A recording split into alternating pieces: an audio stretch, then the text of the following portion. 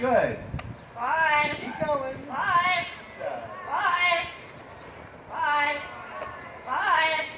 Distracting everybody or even? Yeah, each and every one of them. Takes a little while.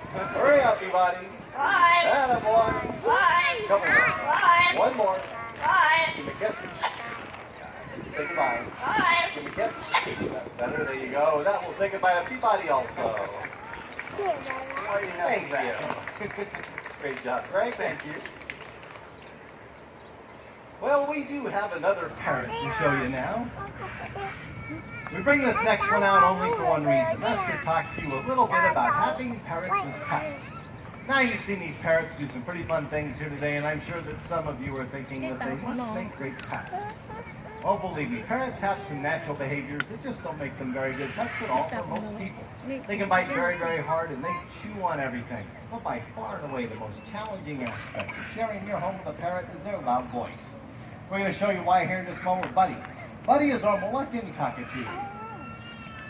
All the way down here, Buddy. Here we go. Now, just like the other parrots you've seen today, Buddy is quite intelligent, very beautiful, but he also does this.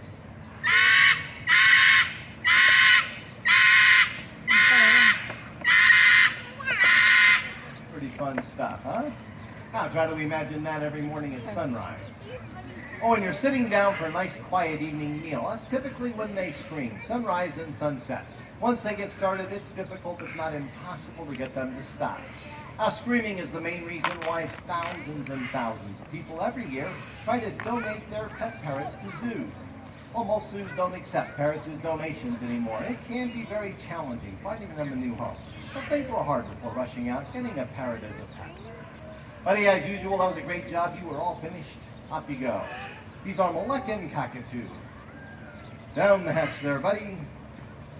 Atta boy. Now, one of the things that we always try and do with our shows is clear up old myths and misconceptions about birds. And believe me, there are many of them. For instance, how many out there have heard this one? That if you touch a baby bird, its parents will come along, smell your scent on it, and abandon the baby? Sure, not everybody's heard that one. Well, that simply isn't true. Birds, for the most part, have a very poor sense of smell.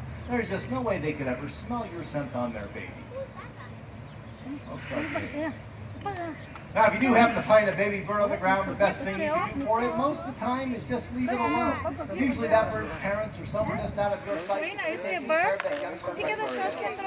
here in North America, we do have one type of bird, though, that does have a very good sense of smell. That's a turkey vulture. Now, they can actually locate their food just by their sense of smell alone. Well, we still don't have a turkey vulture, so we can't show you one of those. But we do have the next best thing. Very close cousin is the black vulture. We call ours Beetlejuice. Now, the first thing you'll notice about Beetlejuice that's very typical of most vultures in the world is the short feathers on his head and neck. He's almost completely bald. And there's a very good reason for those short feathers. Vultures eat carrion. Now, carrion is just a polite word for dead animals. How often along with those dead animals goes bacteria. And the sun is nature's way of sterilizing or killing bacteria.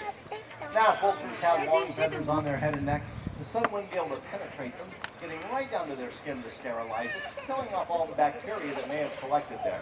So you can see there's a good reason for those short feathers on his head and neck. Boy. And once more right back down here, Beetlejuice. He is our black vulture. And he can find his own way off there. See you later. Well, now we're going to go to one of the newer birds in our show. This next one is another East African crown crane, just like the two you saw fly in our pre-show. We call her Sparky. We're trying something a little bit different with Sparky, and at the same time giving another member of the audience a very up-close and personal encounter with a very large and beautiful bird. So I do need the help of one more volunteer. Again, somebody that's really brave, so you need to feed this one right out of their hands if they choose to. And I'm looking for one of the little ones to try this. You want to try this over here in the gray shirt? Come on down with me, buddy.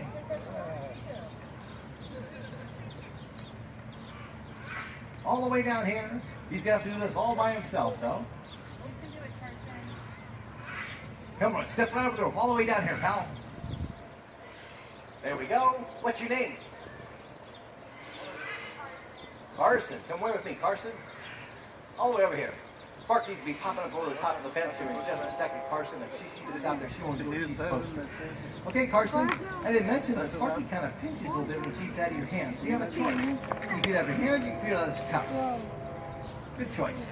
Hold that with both hands. Let me get you all loaded up there. Hey, don't spill any of those, okay, Carson? Again, Sparky is East African crown, right? These birds get their names from that golden crown of feathers on their head. That crown of feathers is very important to these birds. They do spend most of their day on the ground foraging for their food in the grasslands of Africa. And that crown of feathers greatly aids in camouflaging them as they do that. Okay, she's going to give everybody a nice close look at her, Carson. That'll be your turn, okay? Here we go, Sparky. All the way on the other side. Oh, don't step on the nice people. Bird. Okay, Carson, come right out with me, buddy. Stand right over here. Just like that. Okay. Sparky's going to fly down here straight at us. It's going to look like she's going to crash right into us, even though she hardly ever does. You just hold really still. When she lands, hold that cup out to her. She gobbles up out of the cup, okay? You ready? Hold on really tight. Really still. Here she comes. There we go. Put on the brakes there, Sparky. Hold on tight. Very good, Carson. Now, have you been that close to a bird that size before? You're doing a great job. Tell me, how long have you been a bird trainer anyway? He's not saying a word. Look up there and smile really big. Look way up there and smile really big. There you go. No. Is that fun? How old are you, Carson?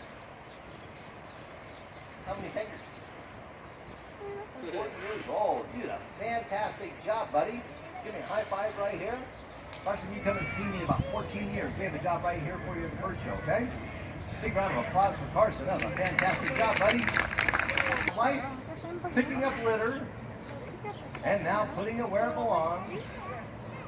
Quickly. Good girl, and off you go. She's our white-necked raven. And directly following the show, you'll have the opportunity to meet Izzy's brother. His name is Alex. We're going to have Alex out in front of the soda machine over there on your left-hand side doing something rather unique. Now, for the last several years, Alex has helped us out with a very special project here at the zoo, which is collecting funds for our conservation programs. Over the last 9 years, Alex has collected over $135,000 over there for different conservation projects around the world. He'll be at it again today. He'll be taking paper money from you as you walk by.